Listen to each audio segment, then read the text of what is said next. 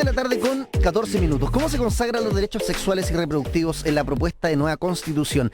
¿Qué es la educación sexual integral? ¿Qué dice la actual constitución sobre esto? A ella dejé varias preguntas con las que tenemos probablemente para una hora de conversación, pero en menos el tiempo que vamos a tener con Andrea von Hovelin, ginecóloga e integrante de la agrupación Ginecólogas Chile, que ya está en contacto con nosotros. Gracias, Andrea, por estar acá en Radio USACH Santiago Televisión.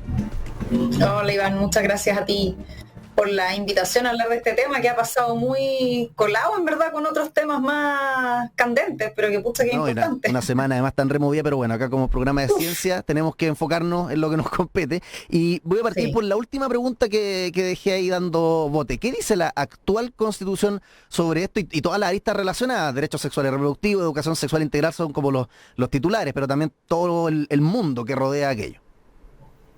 No dice nada. Fantástico, fantástico. Muchas gracias. Nos dice, mira, hay dos cosas que dice que indirectamente se relacionan. Una es que dice que la familia es el núcleo de la sociedad, que eso se puede interpretar de varias maneras. De partida dice la familia en particular. Y lo otro que dice es que el Estado protegerá al que está por nacer, sin darle la condición de persona, pero haciendo explícito que se lo protege. Yeah. Entonces, eso evidentemente ha sido un tema que ha impedido avanzar en algunos temas como familias diversas, derechos a familias diversas, el tema del aborto, que yo entiendo que es un tema tremendamente conflictivo y en que no todos estamos de acuerdo, pero que no se han podido ni conversar.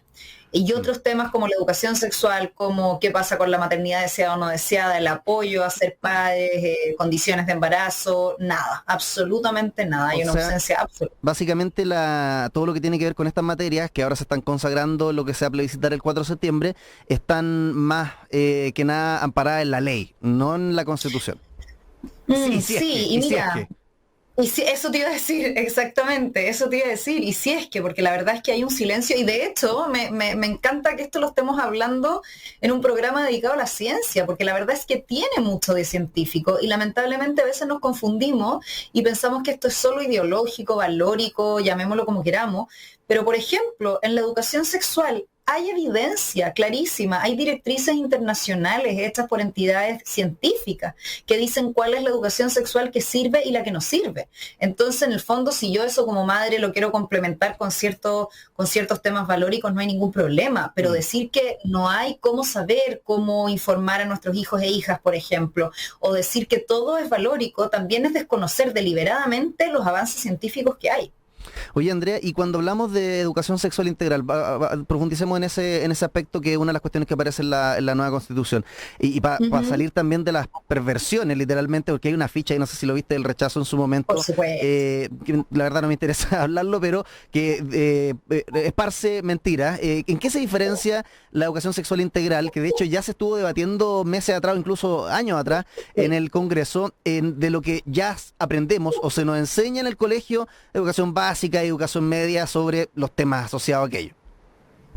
Mira, lo actual, legal, en la ley 20.418 dice que toda persona deberá recibir educación sexual. Punto. ¿Ya?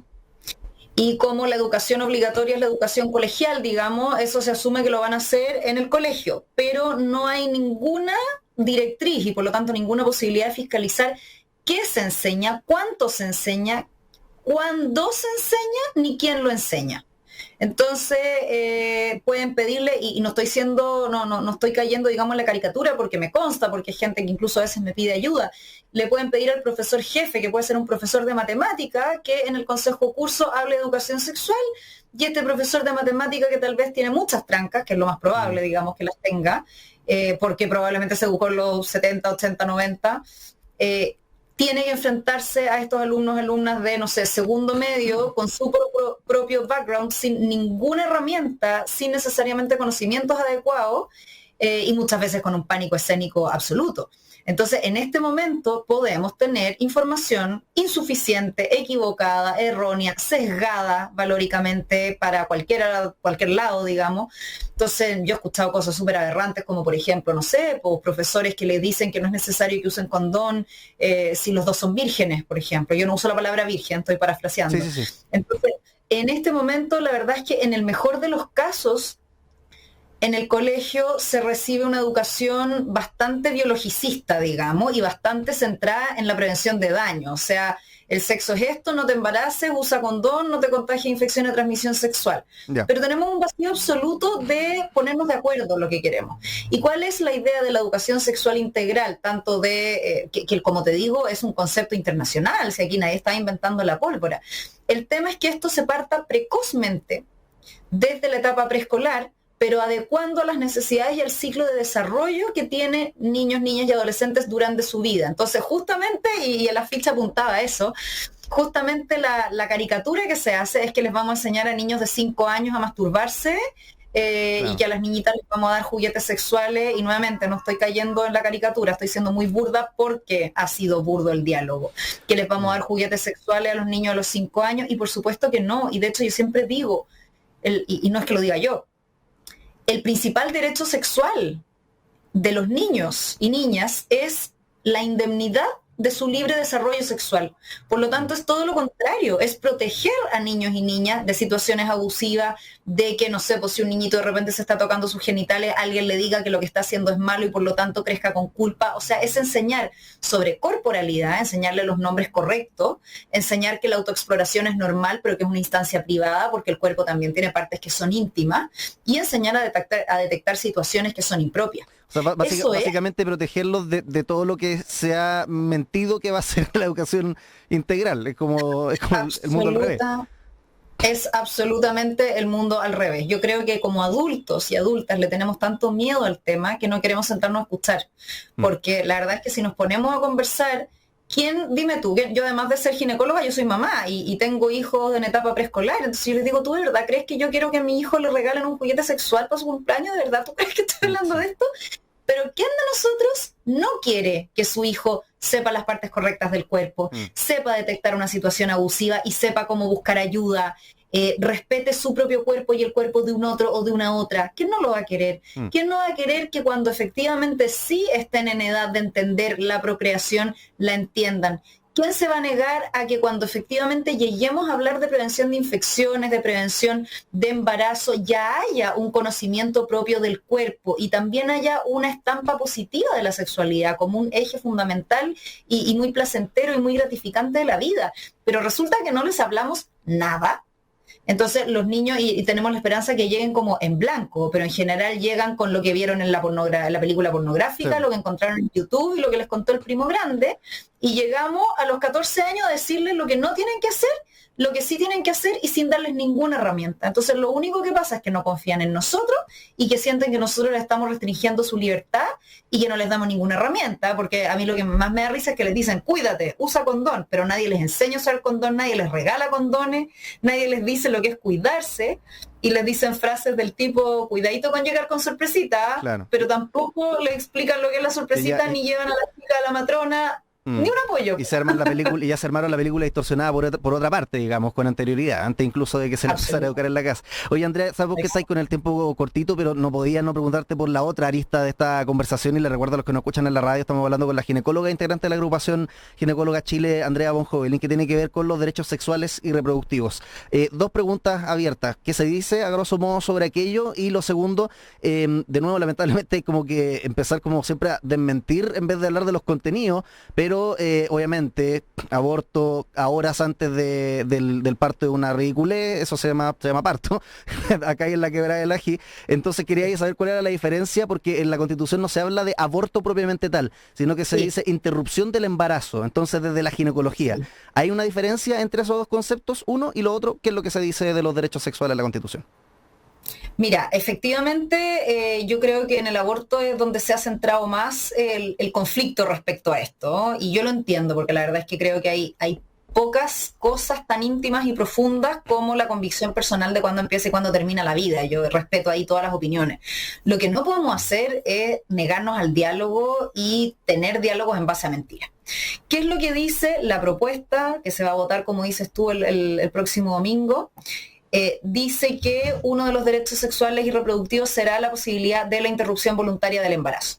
Interrupción voluntaria del embarazo significa tal cual eso, o sea, ponerle fin a un embarazo. Interrumpir un embarazo también es, por ejemplo, inducir un parto, es operar una cesárea. O sea, interrupción voluntaria del embarazo no necesariamente significa aborto, que ese embrión o feto fallezca. ¿Ya? Perfecto. Entonces, cuando hablamos de aborto, hablamos, según normas OMS, de un embarazo de menos de 22 semanas y o de un feto, y no digo feto en forma peyorativa, lo digo porque es el nombre técnico, me gusta aclararlo porque con esto se presta para muchas interpretaciones, de menos de 500 gramos. Ahí es cuando se llama aborto.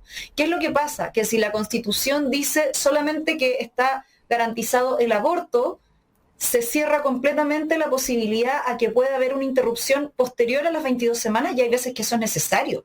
En nuestra ley actual, la 21.030, que es la ley de interrupción voluntaria del embarazo en 3 causales, justamente se llama ley de interrupción voluntaria del embarazo en 3 causales y no ley de aborto en 3 causales, que hay gente que le dice sí, pero está mal dicho, porque por ejemplo, si yo tengo una paciente mía, en mi caso, que está con una gestación incompatible con la vida y que ella debió esperar un examen para poder certificar que lamentablemente su hijo viene con una malformación incompatible con la vida, y ese examen a mí me llega a las 23, 24 semanas, si es que yo solamente acoté que era aborto, yo voy a obligar a esa mujer en una ley donde si 2 semanas antes podía interrumpir su embarazo, 2 semanas después no puede. ¿Por qué? Porque ya no se llama aborto. Entonces, como la Constitución es el rayado a cancha más amplia, efectivamente hay que dejar abierta lo más abierto posible. O sea, ¿se va a poder interrumpir embarazo? Sí. ¿Cuándo? ¿Cómo? ¿En qué situaciones? ¿Hasta qué semana? Eso es algo que tenemos que discutir después. O sea, y esto yo no me canso de repetirlo, podría ganar el apruebo el domingo y si el lunes llega una persona diciendo, sabes que estoy embarazada y no quiero estar embarazada, quiero un aborto, no, porque no queda consagrado en la ley inmediatamente. Eso hay que legislarlo. Y como sociedad tenemos que tener una conversación en que digamos, por ejemplo, hasta qué semana. Ya, no solo por un tema ético no se hacen interrupciones con el fin de que fallezca este embrión, feto, niño en edades gestacionales más avanzadas, sino que además es más peligroso para la persona gestante.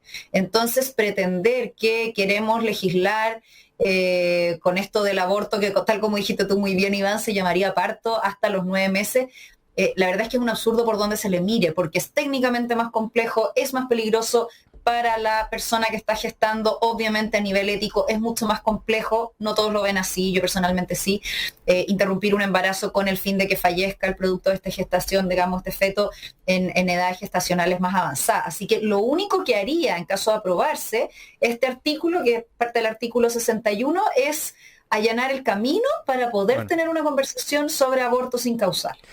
Genial, Andrea. No, y la distinción que hace yo creo que es clave entre interrupción del embarazo y aborto, que no son sinónimos y de repente se presta para confusión y de hecho se incentiva maliciosamente también que se genere una confusión al respecto. Así que un abrazo y gracias por estar conversando con nosotros sobre este tema. Que estés bien. Muchas gracias y muy interesante tu programa, así que te seguiré escuchando sin ninguna duda. Vale, chao, que estés bien. Hasta luego, chao, chao, buena tarde.